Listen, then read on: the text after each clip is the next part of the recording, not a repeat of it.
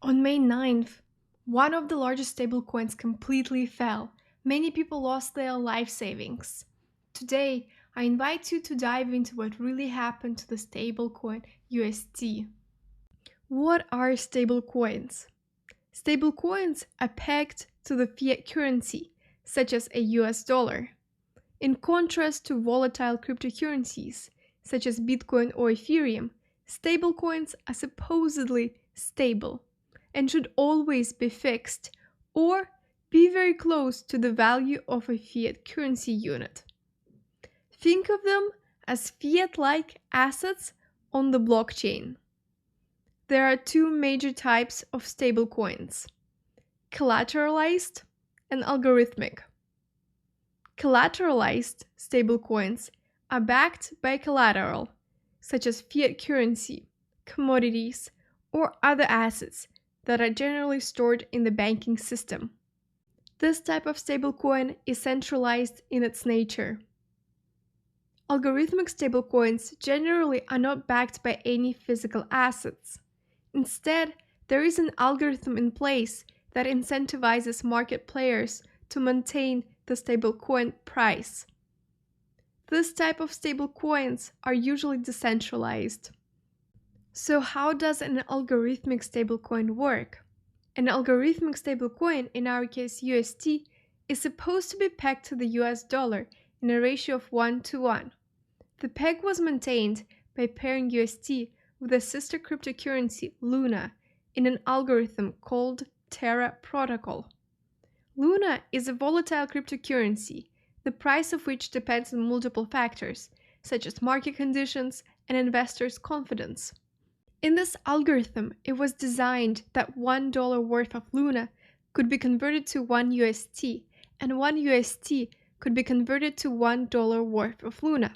In other words, when $1 worth of Luna was burned, 1 UST was minted, and when 1 UST was burned, $1 worth of Luna was minted.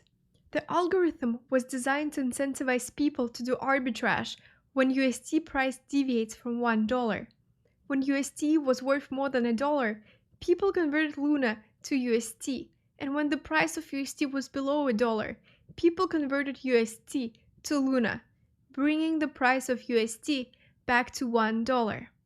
For example, when UST is worth more than $1, let's say $1.03, people can buy $100 worth of Luna and convert it to 100 UST, which are now $103. They can then sell UST and realize $3 in profits. When they convert Luna to UST, the supply of UST increases, and the price of UST should, in theory, return to 1.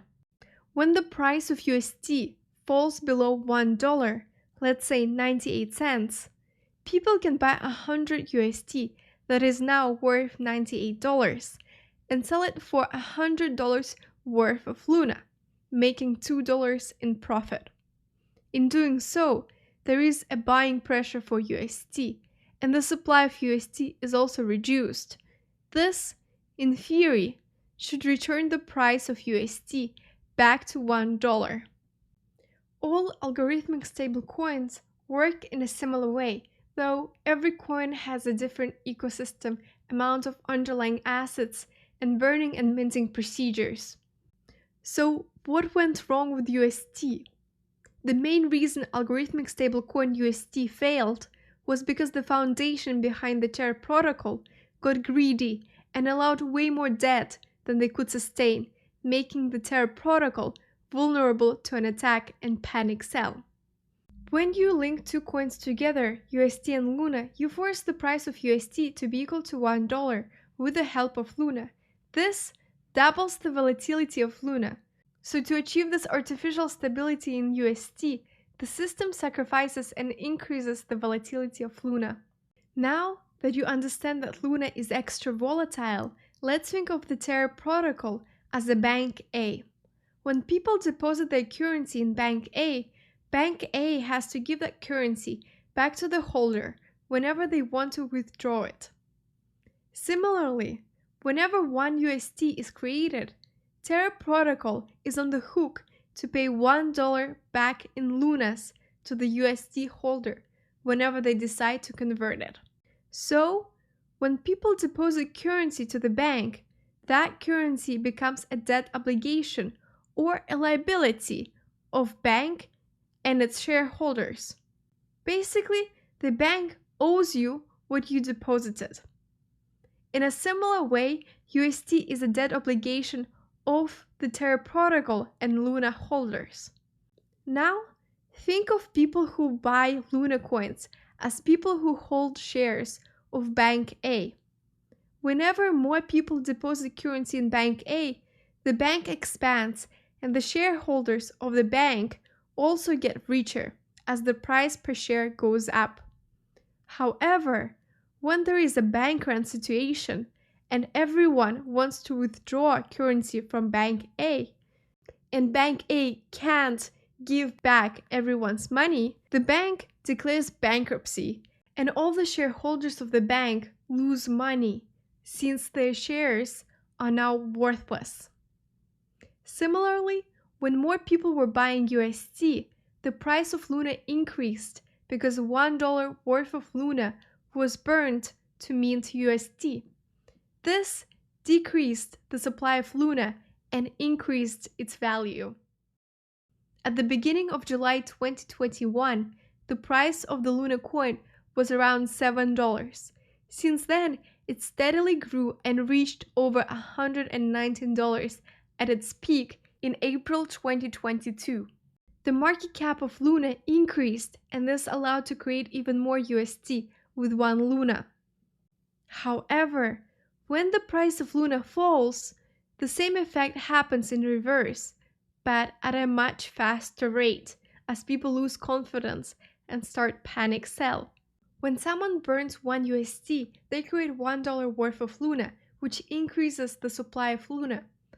As people sell their Luna on the market to purchase other assets, the price of Luna coins decreases. On May 9th, a bank run attack, so to speak, happened. A massive amount of UST was burned at once, and a lot of new Luna coins were issued. The market was flooded with the new Luna coins, and Luna coins quickly devalued.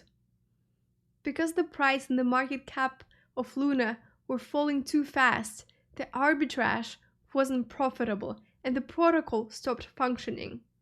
As a result, UST fell way below $1, reaching lowest price of 5 cents as of May 18. In 2 days, the price of Luna went from $80 to around zero. Like the shareholders of a bankrupt bank, Luna holders lost everything. I was also impacted by this. I had investments in Luna and its ecosystem, and now it's zero. Luckily for me, it wasn't a lot of funds, but I know that a lot of people had a considerable amount of their funds kept in UST or Luna. The bank can only collapse during the bank run when they have more debts than assets. Similarly, the foundation behind the Terra protocol was greedy and took on more debt than it could sustain. Just before the bank run attack, the market cap of Luna was 30 billion, and its debt, which is a UST circulating supply, was 18.7 billion. This means that the debt was around 60% of the total market cap, which is way more than what's implemented on other algorithmic stablecoins. For example, a 20% threshold is used for Hive and HBD stablecoins.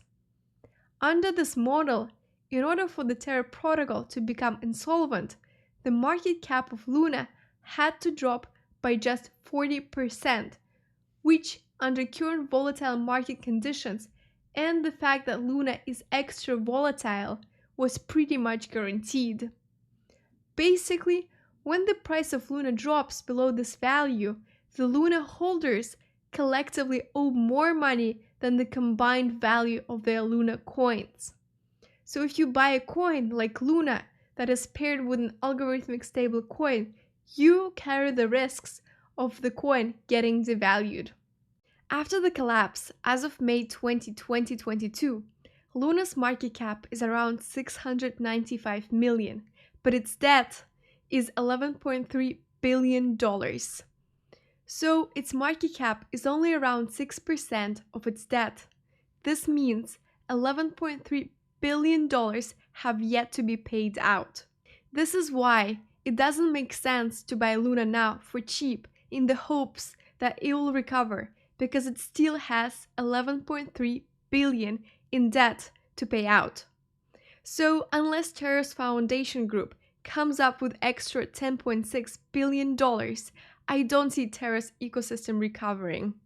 UST was not the first algorithmic coin that failed to hold its peg. The stablecoins such as Iron and USDN also lost their peg during a panic sell. But the tragedy here was that many people had confidence in UST and Luna, since the Terra protocol seemed too big to fail. Luna was in the top 10 cryptocurrencies, and UST was in the top 3 stablecoins. UST seemed a stable and safe asset to hold, and many have put on it much more than they could afford to lose.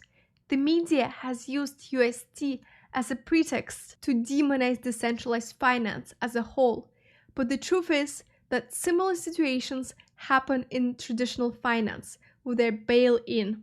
For example, many banks go bankrupt and people lose their assets.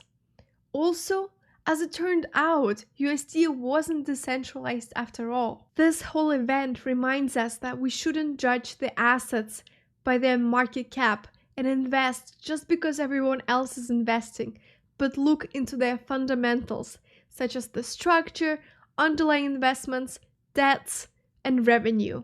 So, before you invest in anything, you must always do your own research and understand how it works. I hope you enjoyed this video. Now, I would like to ask you for a favor. Please like and subscribe, because it helps me to continue creating more videos like this one. Also, check out my other videos, and see you soon!